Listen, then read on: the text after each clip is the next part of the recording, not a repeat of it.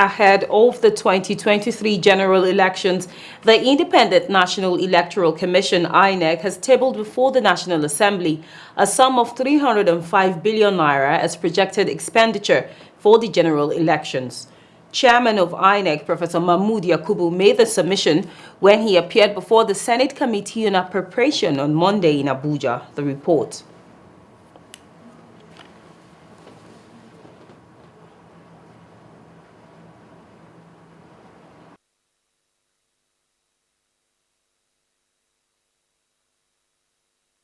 So we submit our proposals to the National Assembly through the executive. And we made a submission for the sum of 305 billion for the 2023 general elections. It's a very comprehensive 22-page document with 260 budget lines.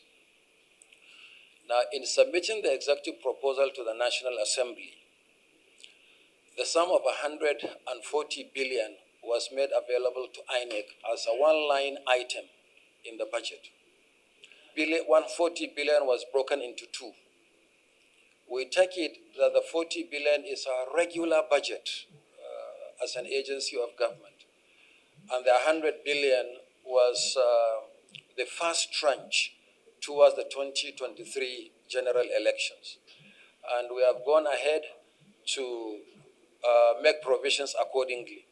And then there is the outstanding 205. On the controversial Ekiti East by-election, the INEC boss said it has suspended it indefinitely, having tried 4 times without success. He lamented that the last attempt, voters were killed on queue, while security operatives and electoral officers were equally molested at polling units. There are 24 members of the Ekiti State House of Assembly. And I know what we went through in Ekiti East 1 state constituency. The main election, a runoff election. Unfortunately, the member died. We mobilized for a by-election. But as you are aware, the by-election was disrupted by sheer act of violence. Voters were killed on the queue on election day. A police officer was killed at a polling unit on election day. We simply suspended the election indefinitely because this INEC will never reward bad behavior. Will never tolerate a situation where citizens are killed on account of elections. So the election remains suspended indefinitely. By indefinitely, I mean indefinitely, until the conditions are right for the by-election. Now is, with Ekiti governorship election coming up in June, Ekiti East 1 state constituency may be a dress rehearsal for the Ekiti governorship election. So we may end up conducting the election in that constituency 5 times because it may be disrupted. Now, the thinking of the commission at present is that since the Ekiti governorship election is holding in June, we should just wait and combine the state constituency and the governorship election in June instead of going twice. This will also be more cost-effective because the same ad hoc staff we are going to use for the governorship election will cover for that constituency. In his remarks, the chairman of the Appropriation Committee, Senator Barau Jibril, said required appropriation for the general elections will be made for the electoral body in the 2022 budget in the interest of all Nigerians.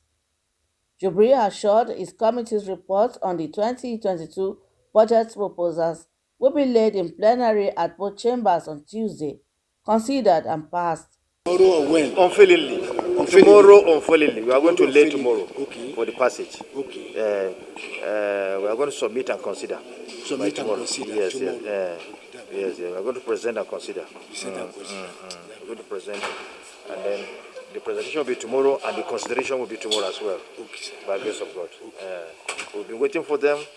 They've given us the fullest information required of them, and we are proceeding to put together a report for our submission to the plenary tomorrow, God willing. We're going to present, and then it's going to be considered tomorrow, by grace of God. With this development, the January-December fiscal calendar regime has come to stay. Rashidat Yusuf, Viewer Television News, Abuja.